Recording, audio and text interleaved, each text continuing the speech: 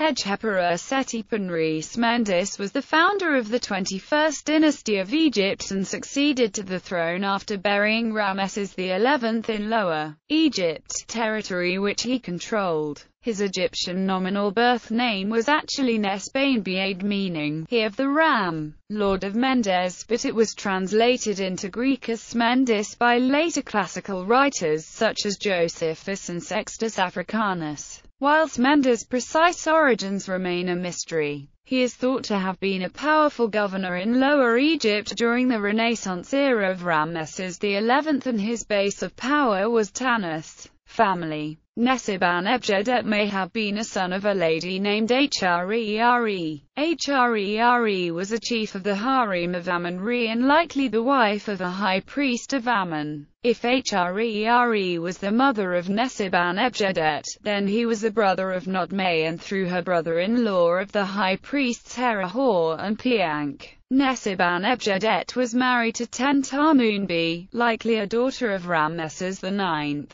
They may have been the parents of his successor Amun-Emesu. Report of Wenamun. Smendes features prominently in the Report of Wenamun. This story is set in an anonymous year 5, generally taken to be year 5 of the so-called Renaissance of Pharaoh Ramesses XI, the 10th and last ruler of the 20th dynasty of ancient Egypt. However, since Carl Janssen Winkelnd has proposed to reverse the order of the high priests of Amun, Herihor and Piank, this ascription has become disputed, with the pontificate of Herihor falling later than that of Piank, who was attested in year 7 of the Renaissance. The date in the heading of Wenamun should rather refer to the direct successor of Ramesses XI.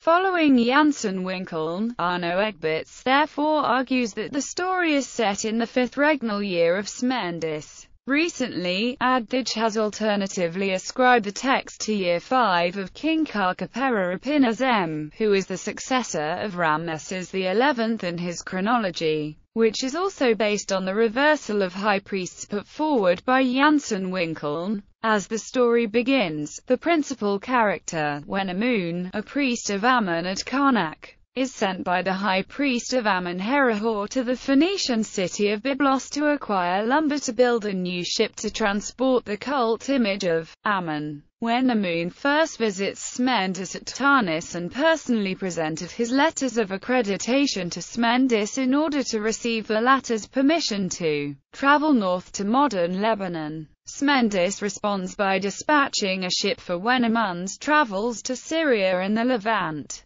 Smendes appears as a person of the highest importance in Tanis' reign. Smendes' nominal authority over Upper Egypt is attested by a single inscribed stela found in a quarry at Edibabiyah, opposite Gebelin on the right bank of the Nile, as well as a separate graffito inscription on an enclosure wall of the Temple of Munfu at Karnak, dating from the reign of Thutmose III. The quarry stela describes how Smendes, while residing in Memphis, heard of danger to the Temple of Luxor from flooding, gave orders for repairs, and received news of the success of the mission. Smendes is assigned a reign of 26 years by Manethor in his epitome and was the husband of Tentamun. This figure is supported by the year 25 date on the banishment stela, which recounts that the high priest Menkhepera suppressed a local revolt in Thebes in year 25 of a king who can only be Smendes because there is no evidence that the high priests counted their own regnal years even when they assumed royal titles like Pinajamai did.